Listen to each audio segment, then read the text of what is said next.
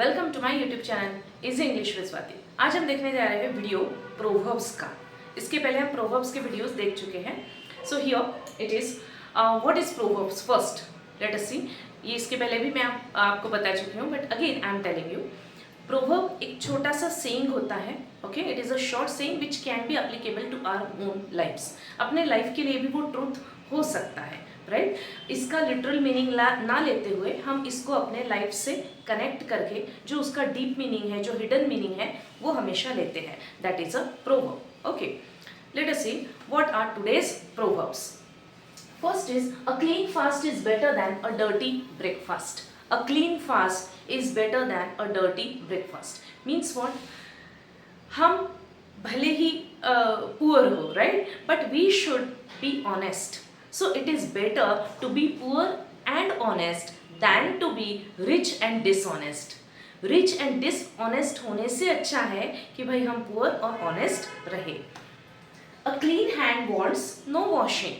Clean hand है, washing की ज़रूरत नहीं है। No, we are not taking this meaning. A clean hand wants no washing means what? जिसका कैरेक्टर क्लीन है, ठीक है, जो अच्छे से बिहेव करता है, जिसके कैरेक्टर में कोई गड़बड़ी नहीं है, उसको एक्सप्लेन किसी को करते रहने की ज़रूरत नहीं। A clear conscience laughs at false accusations. See children, here many of the times I have observed that children always pronounce it wrongly. It is not conscience. यहाँ पे CONSCIENCE, ये साइंस का स्पेलिंग दिख रहा है आपको, तो बहुत बार आप इसको wrongly pronounce करते हो। That is conscience. It is wrong. It is conscience. Conscience. A clear conscience laughs at false accusations. Means what again? जिसने कभी भी कुछ रॉन्ग बिहेव नहीं किया है, उसके पास में एक पर्टिकुलर स्ट्रेंथ है, राइट।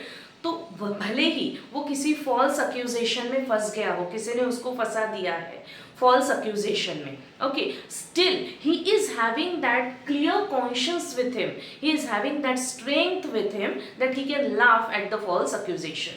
वो ऐसे उसको स्ट्रेंथ प्रोवाइड कर रहा है, उसका क्लियर कॉन्शियंस, कि वो भले ही कहीं फंस गया हो लेकिन उसमें उसको स्ट्रेंथ मिलती है। A close mouth catches no flies. बहुत से लोगों को बहुत ज़्यादा बातें करने की आदत होती है, you know, which is totally meaningless बातें करते जाते हैं। उससे क्या होता है चिल्ड्रन, कि बहुत ज़्यादा बातें करने से ना लोग आपको जज करने लगते हैं, right. So better to talk less. A close mouth catches no flies. तो आप जितना कम बातें करेंगे उतने लोग आपको जजमेंट करने के लिए ज़्यादा उनको आप प्रेरणा नहीं देंगे, राइट। तो आप जितना भी मौन रखेंगे उतना लोगों के पास में कुछ आपके बारे में बोलने के लिए चांस ही नहीं होगा। वो आपको जज किस बारे में करेंगे, right. Then a cock is valiant on his own dung hill. अपने गली में तो कुत्ता भी शेर होता है, right. So a cock is valiant on his own dung hill. Valiant means courageous. तो कॉक जो है अपने डंग हिल में बहुत ज़्यादा करेजियस होता है। Means what? आप एक पर्टिकुलर एरिया में रहते हो, आप पर्टिकुलर फर्म में काम करते हो, वहाँ पे आपके करेज को कोई क्वेश्चन नहीं करेगा। आपके करेज को, आपकी ब्रेवरी को क्वेश्चन वर्ल्ड में किया जाएगा, right, because people don't know you there. तो इसलिए फॉर्म के बाहर अगर जाते हैं आप, तो ही आपके ऊपर क्वेश्चंस आएंगे, भले लाइक ये पर्टिकुलर पर्सन ये काबिल है कि नहीं है। आप जो फॉर्म में काम कर रहे हो वहाँ पे आपके ऊपर कोई क्वेश्चन नहीं उठाएगा। A cracked bell can never sound well. जिसमें फ्लॉ है, एक पर्टिकुलर थिंग है जिसमें विच इज़ फ्लॉड, है ना, जो ठीक से काम नहीं कर रही है। क्यों? Because it is flawed, it is having some of the flaws, वो खराब हो गई है, तो obviously it will not work properly. A cracked bell can never sound well. A creaking door hangs long on its hinges. Hinges means what?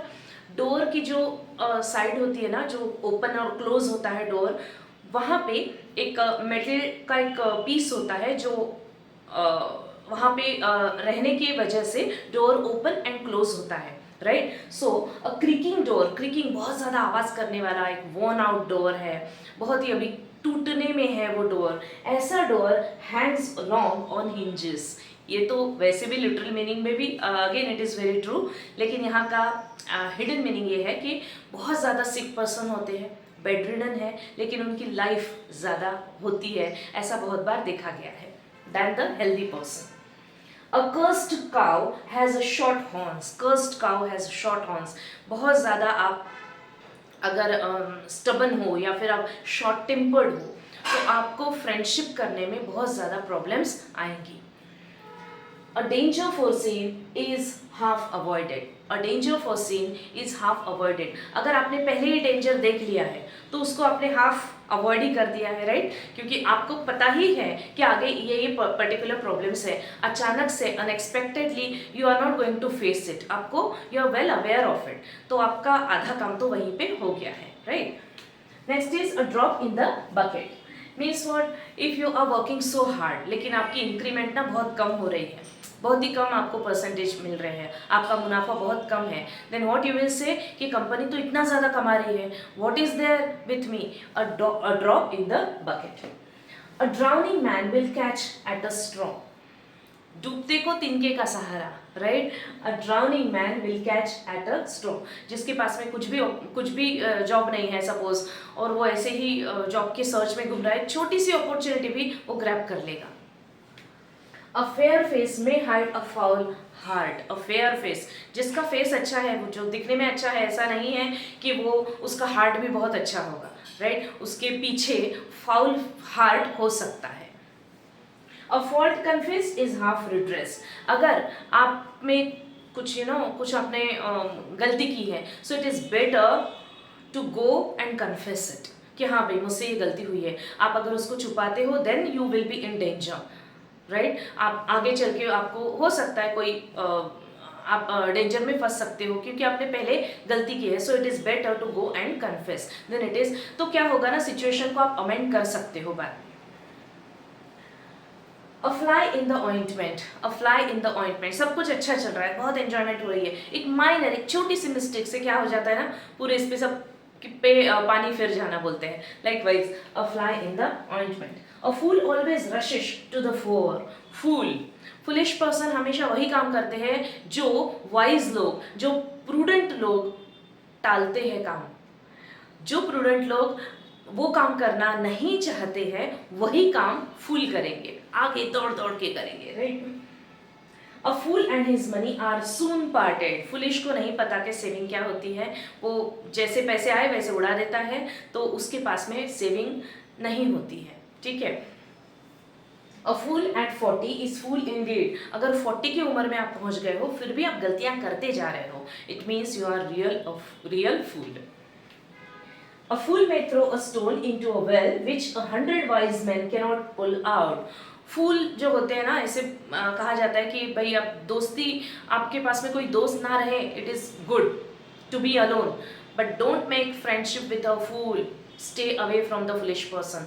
वो इतनी ज़्यादा blunders करते हैं कि वाइज मैन 100 वाइज मैन भी आ गए ना तो उसकी वो ब्लंडर्स को सुधार नहीं सकते हैं.